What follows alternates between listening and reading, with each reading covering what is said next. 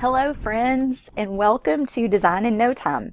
I'm Kara from Kinsley's Closet, and I am going to walk you through your desktop today. Pretty much anything that's on your workspace in Photoshop Elements that you will need, we are going to go over that during this video. I would encourage you, if you're able, to have a device such as your phone or your iPad or tablet and watch the video while you're actually trying to do it on your computer. If you have that capability, it's going to help you a ton. If you don't, no worries, not a problem at all. Just as soon as you're done with something, you can pause the video and click on over and try it yourself. You may want to watch this video several times so that you can practice using the tools and setting things up. But I just want you to take your time while you learn this. This is really important, this part right here, because it'll kind of set the foundation for moving forward. So that when I mention a tool that you're going to click on, you'll know what that tool is. Okay, so let's get started. So I'm going to try to make this super simple. I'm going to try to point out the things that you do want to use and the things that you don't need to use.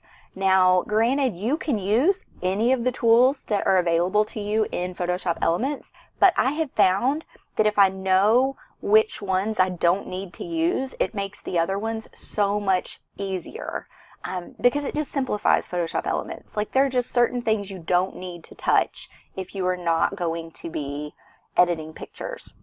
So that's what I'm here to show you. So we are going to jump in, and when you open your Photoshop Elements, yours may or may not look like mine right now, but I'm going to help you set it up to look like that. So first thing first, I want you to go up here to these buttons right here, and I want you to click on Expert. That's the only thing you're ever going to use when you're working with me.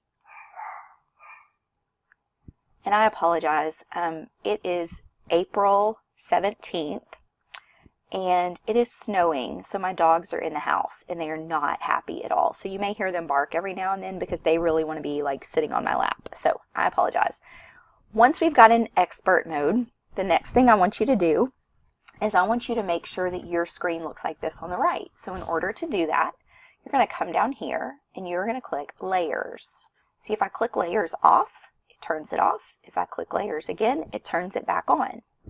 Every single thing we are going to be doing together in Photoshop requires this window right here. You will need to get very familiar with this window. It's going to be your best friend, so make sure it's always up. Next thing I want you to do is I want you to click on over to Edit Preferences. Now, if you are on a Mac, your preferences are going to be in a different area, and I will make a note under the video in the notes for the video where that will be, because I need to look it up. I looked it up and I've forgotten. So we're going to click on Preferences, General, and this screen is going to come up. Now, if your screen comes up and it doesn't look like this, no worries, we're going to get it right there. So here's what we want to make sure we always have checked on. Allow floating documents in expert mode. That is probably turned off on yours. You want to click that on. And also, very, very important, zoom with scroll wheel. If yours is clicked off, just click it to turn it back on.